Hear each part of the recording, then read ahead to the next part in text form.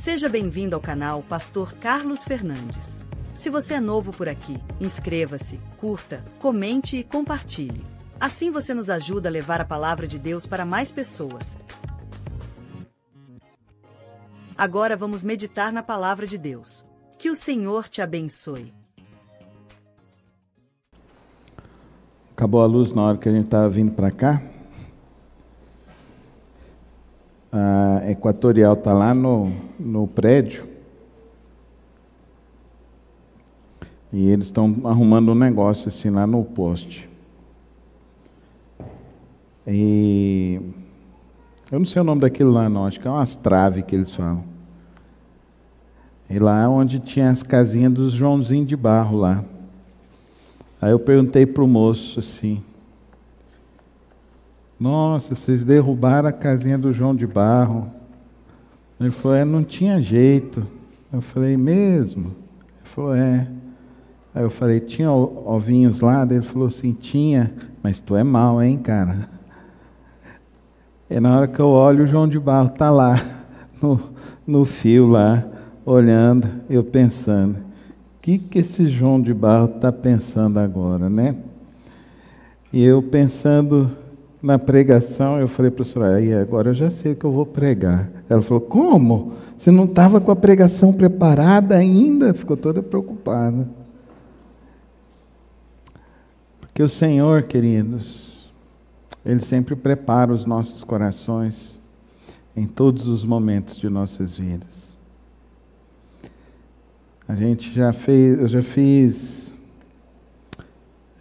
vou completar agora 53 anos, mas de ministério pastoral. Eu fui consagrado no ano de 1998. Então, eu completei esse ano 25 anos de ministério pastoral batista, consagrado ao Senhor. E essa história me faz lembrar que aonde está a nossa casa? Onde é a sua casa? E hoje pela manhã fui surpreendido com o irmão Marcelo e a irmã Esther, que saíram lá de Araguari para vir aqui, para me dar um abraço, e eu fiquei muito tocado e sensibilizado com isso, porque aonde está a nossa casa? Onde é a tua casa? Às vezes a gente coloca a nossa casa aqui na terra, e a nossa casa, a nossa morada, não é aqui.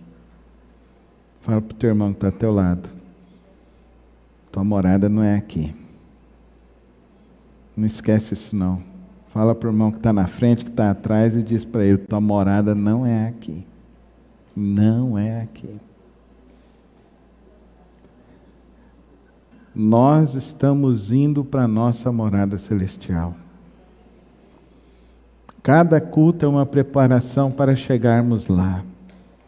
Cada encontro nosso é um motivo para nos aproximar mais de Deus e fazer com que nós não nos esqueçamos que a nossa morada é nas mansões celestiais, é para lá que estamos indo. O nosso endereço é ao lado do Senhor Jesus Cristo, amém? Amém? A nossa morada, o nosso endereço é ao lado do Senhor Jesus Cristo. E como a gente quer fazer, domingo passado eu preguei no Monte da Transfiguração, e Pedro virou e falou assim, que eles tiveram a experiência de sentir o céu, de ver o céu. E eles falaram: vamos fazer 3 tendas aqui então. E às vezes a gente sente o ambiente da igreja, o local, um local para ser o nosso aconchego. Mas Jesus falou assim: a nossa morada não é aqui. Em João 14 ele fala: eu vou preparar a morada de vocês, para que aonde eu esteja, vocês estejam comigo, amém? Então a nossa morada não é aqui. A nossa morada é celestial, é em Cristo Jesus. E quando nós entendemos isso, nós vamos entender mais sobre essa vida, sobre a peregrinação que nós estamos fazendo aqui. sobre o sentido da nossa existência, no sentido de acordar, de trabalhar, de viver, de se relacionar, é porque isso aqui é a antessala. Sabe quando você vai no aeroporto, aí você faz o seu embarque, você fica ali numa antessala, ali aguardando o voo? É isso que nós estamos fazendo, aqui é a antessala. Para um dia embarcarmos para as mansões celestiais. Se você for para uma UTI, não se espante, eu vou chegar lá e vou perguntar para você se você está preparado. Porque às vezes a gente entra na UTI e não sai, né? Na minha experiência pastoral tem sido assim com alguns irmãos. E eu sempre pergunto, já está preparado para encontrar com Jesus frente a frente? E tem crente que está esperando um arrebatamento, mas Deus está arrebatando a muitos. Amém? Amém? Ele está chamando a muitos. Hoje o povo estava dentro da igreja, 30 foram mortos. Essa semana, 30 mortos na Nigéria. 70 estão presos na China. Fala comigo, a minha morada não é aqui. Nossa morada é celestial. A nossa promessa é essa. E como eu vou completar aniversário, então eu vou ler o meu texto do coração. É o texto da minha chamada para o ministério. No ano de 1992, Deus me trouxe nesse texto. 1990, para ser mais preciso. Deus me trouxe em Josué capítulo 1, e eu quero tirar 4 lições para nós nesse texto, para nos ajudar nessa peregrinação que temos ainda nessa nossa vida. Josué capítulo 1. Depois que Moisés, servo do Senhor, morreu, o Senhor falou a Josué, filho de Num, auxiliar de Moisés, dizendo: Moisés, meu servo, está morto. Prepare-se agora e passe este Jordão, você e todo este povo, e entre na terra que eu vou dar aos filhos de Israel. Todo lugar em que puser a planta do pé, eu darei a vocês, como prometi a Moisés. O território de vocês irá desde o deserto do Líbano até o grande rio, o rio Eufrates, estendendo-se através de toda a terra dos heteus e até o mar grande, na direção do poente do sol. Ninguém pode resistir a você todos os dias da sua vida. Assim como estive com Moisés, estarei com você. Não o deixarei, nem o abandonarei. Seja forte e corajoso, porque você fará este povo herdar a terra que, sob juramento, prometi dar aos pais deles. Tão somente seja forte e muito corajoso, para que você tenha o cuidado de fazer segundo toda a lei que o meu servo Moisés lhe ordenou. Não se desvie dela, nem para a direita, nem para a esquerda, para que seja bem-sucedido por onde quer que você andar. Não cesse de falar deste livro da lei, pelo contrário, medite nele dia e noite, para que você tenha o cuidado de fazer segundo tudo que nele está escrito. Então você prosperará e será bem-sucedido. Não foi isso que lhe ordenei? Seja forte e corajoso, não tenha medo, nem fique assustado, porque o Senhor, o seu Deus, estará com você por onde quer que você andar. Pai, abençoa a tua palavra aos nossos corações, Pai. Que nesta noite o Senhor, ó Deus, nos faça compreender o propósito da nossa vida e da nossa existência. Que a tua palavra hoje, ó Deus, venha aquecer o nosso coração, venha fazer, ó Deus, com que ocorra alinhamentos, ó Deus, de nossos propósitos com o teu propósito, ó Pai querido.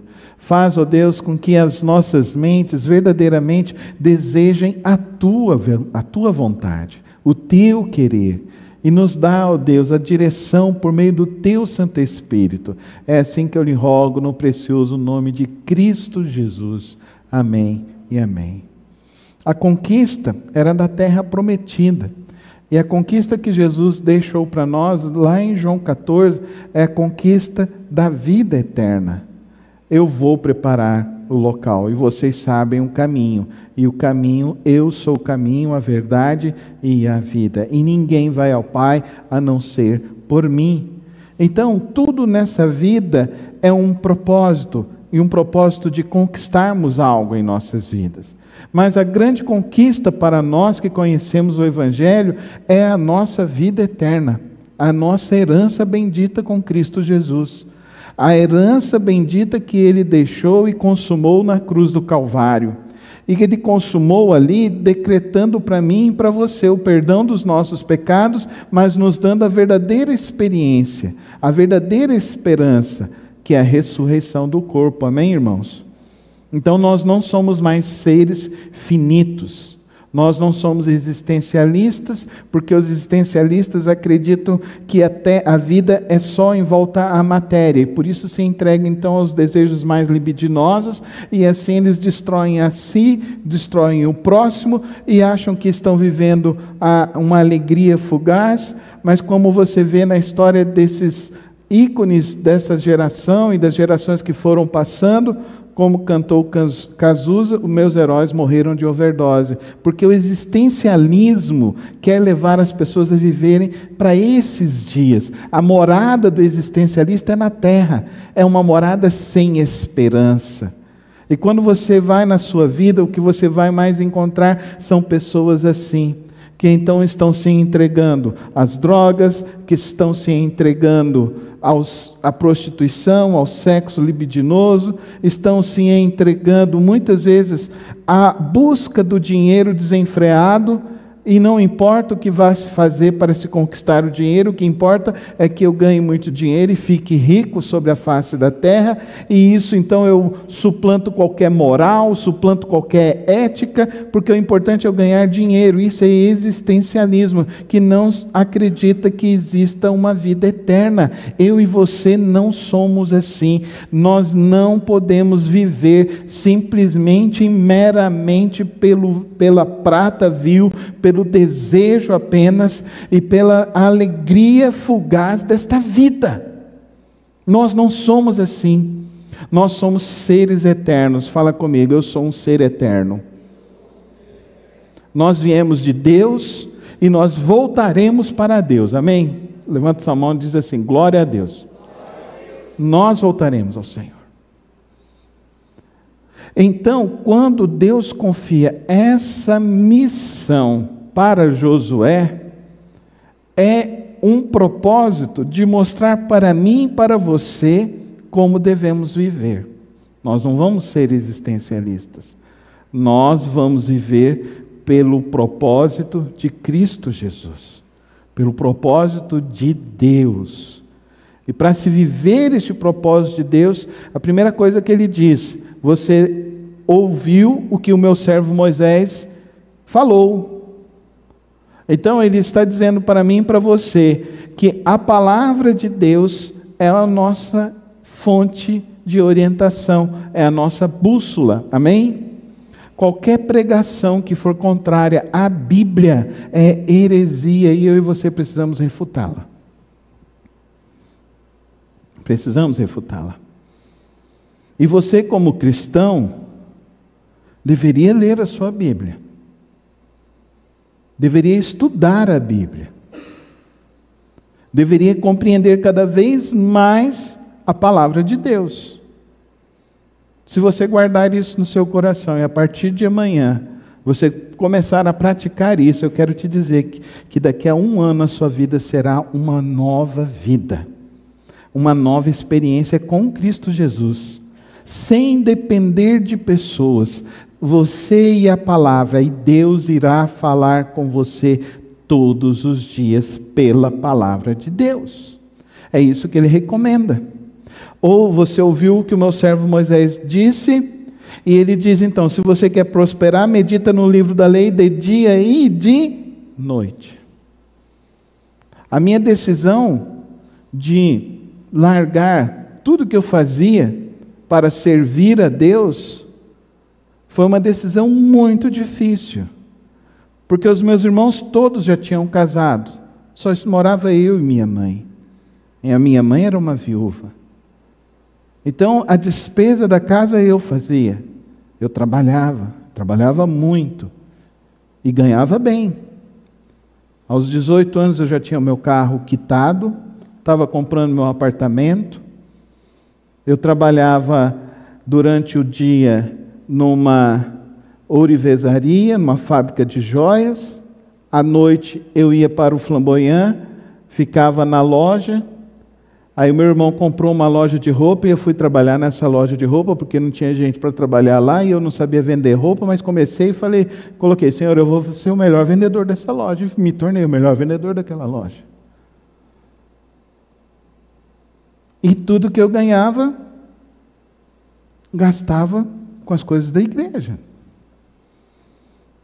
Participava de projetos missionários, participava de congregação. Irmãos, que alegria eu tinha.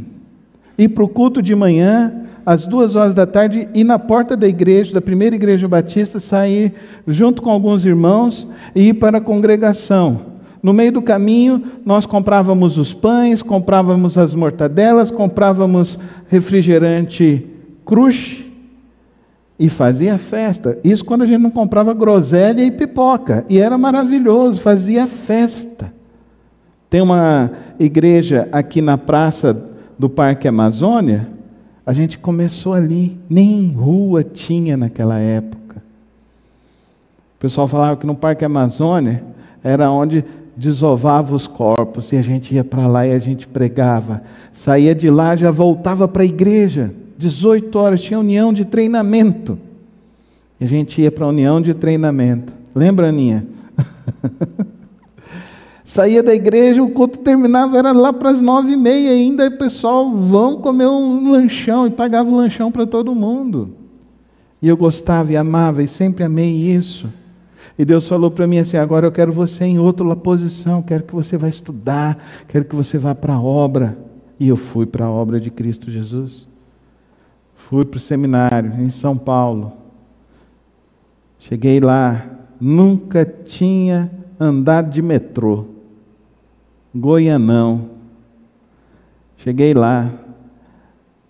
Aí minha mãe fez uma matula bem preparada, com a farofa, uma galinhada, e levei aqui dentro do ônibus, até chegar lá. Desci lá no terminal lá de São Paulo, peguei aquele metrô, e um infeliz me mandou para o outro lado do metrô, e eu andei naquele metrô, irmãos, para tudo quanto é lado, mas eu falei, eu vou aprender a andar nesse negócio. De uma mala do outro, outra daqui, uma mochila, carregando, porque eu entendi que Deus tinha um propósito. Eu cheguei lá, peguei todas as minhas economias, cheguei no seminário, paguei os meus 6 meses que tinha uma cantina, fui lá e paguei 6 meses de almoço e janta. Eu falei, pelo menos estou garantido por 6 meses, tem 6 meses para arrumar um emprego, já tenho um local para dormir, já tenho um lugar para comer e tenho um lugar para estudar, então pronto. No outro dia Deus manda uma pessoa, eu arrumo um emprego, vou trabalhar no Colégio Batista, de bedel de ônibus. Olha que coisa, irmãos. E Deus foi abençoando. E quando eu fui conversar com a minha mãe, falando para ela que Deus tinha colocado esse propósito, a minha mãe abre o texto de Timóteo e fala, aquele que almeja o episcopado, boa coisa é. E ela virou e falou assim, vai meu filho. Eu perguntei, e a senhora, minha mãe, como vai fazer? Deus me guardou até aqui, me guardará até o fim da minha vida, amém, irmãos? E ela falou, o teu propósito é servir a Deus, vá servir a Deus. Foram 7 anos de muitos estudos. Foram 7 anos que eu trabalhei nos lugares mais incríveis. Irmãos, eu fui fazer uma temporada, fiquei 1 mês na favela de Acari, lá no Rio de Janeiro. Eu nunca vi tanta coisa estranha na minha vida como naquele Rio de Janeiro. Eu vou te falar, que lugar esquisito, não moro lá nunca. A não ser que Deus mandasse. Deus manda, você obedece, amém? É isso que Josué está aqui diante de Moisés, dizendo para mim e para você. Ou você ouviu o que o meu servo Moisés disse? Vai agora e conquista a terra. Eu não sei o que Deus tem para você, mas eu sei que Deus quer que você faça algo nesta sua vida. E o propósito ao qual Deus quer que você faça algo na sua vida, não tem a ver apenas em ganhar dinheiro, não tem a ver em apenas você querer ser feliz e ter algum tipo de alegria no teu coração, não é apenas isso, não seja um existencialismo, tem a ver com o reino de Deus, tem a ver com o propósito de Deus, tem a ver com o chamado que Ele tem para mim e para você.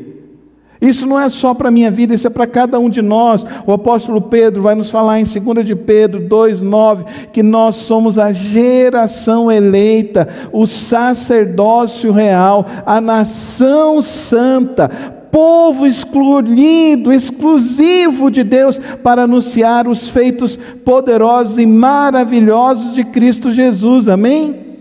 Deus quer te usar. Eu espero que hoje você entenda que Deus está dizendo isso para você. Meu filho, minha filha, você tem um propósito para você viver este propósito, a sua existência. Não fique gastando os teus dias somente e meramente pela terra. Faça algo para o reino. Quem quer viver o propósito de Deus precisa entender que o seu propósito vem de Deus, amém? Seu propósito vem de Deus, e esse propósito é maravilhoso. Deus quer nos usar, Deus vai nos usar, assim como Ele usou Josué. E os feitos de Moisés foram grandes, mas os feitos de Josué foram incríveis. Muralha de Jericó, venceram só soprando corneta. Que coisa maravilhosa, estrondosa.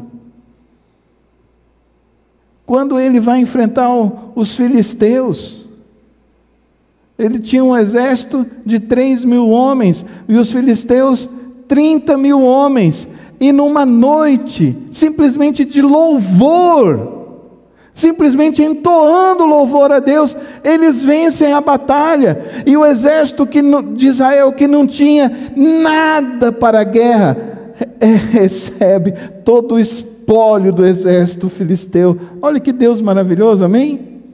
Por isso que Ele diz para mim e para você viver esse propósito, você entenda que os recursos vêm do alto, a provisão vem do Senhor. A provisão não vem do seu emprego, do seu concurso, a provisão vem de Deus, amém? Coloca a mão no teu coração e levanta a sua mão ao céu e declara isso em nome de Jesus. A minha provisão vem do Senhor, e eu confio nele. Amém, querido? A tua provisão vem de Deus. Entenda. Deus quer te sustentar. Eu e você não precisamos querer viver esta vida simplesmente para querer conquistar o dinheiro desta terra, não. Meus irmãos sabem que eu não sou teólogo da prosperidade, eu não sou mesmo. Porque eu sou um teólogo mais profundo do que o teólogo da prosperidade. Eu sou um teólogo que confia na poderosa mão de Deus, amém? Você confia na poderosa mão de Deus? Então descansa a tua vida. Deus abre as portas. Deus derrama a provisão. Amém? Quem esteve pela manhã ouviu o testemunho do pastor Erlândio. A gente não tinha nem eira, nem beira, nem dinheiro, nem nada, mas chegamos até aqui. Aonde Deus quer nos levar? Há muito mais. Amém, irmãos? Há muito mais. Você precisa entender, nós estamos aqui para fazer o propósito de Deus, ganharmos as almas para Jesus. Ele nos deixou, nos confiou a missão, a promessa é essa. Vamos ganhar as almas para Jesus, não vamos viver apenas para a terra, vamos viver para a eternidade, amém? Aí eu e a Soraya descemos para pegar o Uber, aí eu fiquei pensando, esse João de Barro, amanhã ele já está construindo a sua casinha novamente, amém? E nem fé tem, nem arquiteto ele tem, nem vai tirar alvará de nada, mas amanhã ele está construindo. Pode ser que até sexta-feira a casinha nova dele já está lá. Ele vai levar a namoradinha dele para lá e vai ter outros ovos. E outros filhotes nascerão. Amém? Como é difícil para mim e para você ter essa esperança em Cristo Jesus? Pensa comigo, não é? Como é difícil. Como a gente tem uma dificuldade de entender. Deus nos fez para o louvor da glória dEle. Deus nos fez para viver o propósito dEle, a vontade dEle. A promessa dEle aqui para Josué: não tenha medo, não fique assustado, porque o Senhor, seu Deus, estará com você por onde quer que você andar. Amém? Então não tenha medo do teu amanhã. O teu amanhã está nas mãos de Deus se você colocar hoje. A minha vida está nas mãos de Deus, então eu confio nele e descanso nele. Queridos, ele fala para Josué: medita na palavra, ouça a palavra, abastece a tua vida com as coisas do céu. Enche a sua vida da verdadeira esperança. Às vezes a gente está com tanta coisinha na vida, com tanta situação, e a gente fica envolto no meio de tanta picuinha, de tantas questões, sendo que a gente deveria sentar, ajoelhar e orar e confiar em Deus e saber que Ele estará conosco por onde a gente andar. Será que esse texto não nos lembra de Mateus 28? Indo, fazei discípulos de todas as nações, batizando-os em nome do Pai, do Filho e do Espírito Santo, ensinando-os a obedecer e a guardar tudo que eu vos tenho ordenado, e eis que estarei convosco todos os dias, até a consumação dos séculos. Viva o propósito de Deus para a sua vida. Não se preocupe com amanhã. Não se preocupe com os ventos da política e dos governos. O Senhor continua sendo soberano e governando e reinando sobre tudo e sobre todos. Tenha a mesma atitude desse João de Barro. Semana que vem eu conto para vocês se a casinha dele está pronta ou não. Eu vou olhar a semana inteira lá para ver se ele vai. E eu tenho certeza que ele vai construir do mesmo jeito e vai ser mais bonita ainda. Amém? Porque às vezes vão ter ventos que vão querer derrubar a tua casa, e às vezes tem coisas que vão cair, tem coisas que vão se despedaçar no meio do nosso caminho, tem coisas que a gente estava com tanta esperança que as coisas iriam dar certo, que as coisas iriam acontecer, e Deus vem e fala assim: chega, meu filho. Não é isso. Você está se desviando do meu propósito. Você está se desviando pelas coisas que eu estou preparando para você. Confia em mim. Deus te diz isso nessa noite. Confia. Descansa. Enquanto eu e você não aprendermos a descansar em Deus e a confiar plenamente no Senhor, nós não desfrutaremos da grande bênção que o Senhor tem para nós, que é a paz dele que excede todo entendimento. Essa paz que nós podemos sentir é uma paz maravilhosa. É a paz de estar vivendo o propósito de Deus para as nossas vidas. Nessa noite, então, eu quis compartilhar com vocês um pouquinho da história do meu chamado. Eu quis compartilhar com vocês que é muito importante nós vivermos o propósito de Deus para as nossas vidas. Que é muito importante nós entendermos que o propósito de Deus vem através da palavra dele. Que é muito importante nós aprendermos a descansar e confiar nesse Deus. E entendermos que a nossa vida, a nossa morada, é para toda a eternidade ao lado de Cristo Jesus. Viva para Cristo.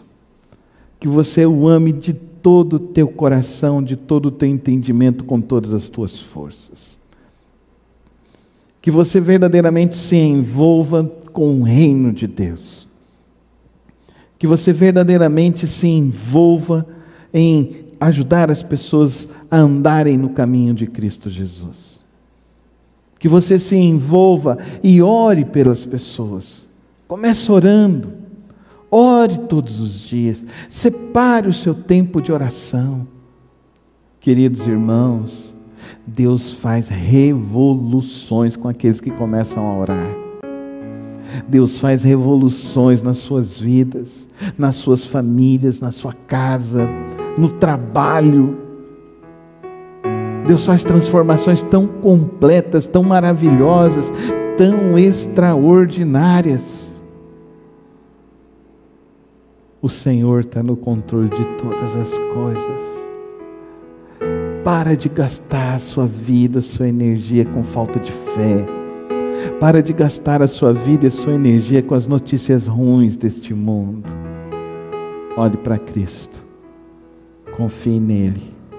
Medita no livro da lei. E todos os teus dias prosperarão para a glória de Cristo Jesus. Amém? Você confia nessa palavra? Fique em pé comigo na presença do Senhor. Coloquemos nossas vidas nas mãos do nosso Deus.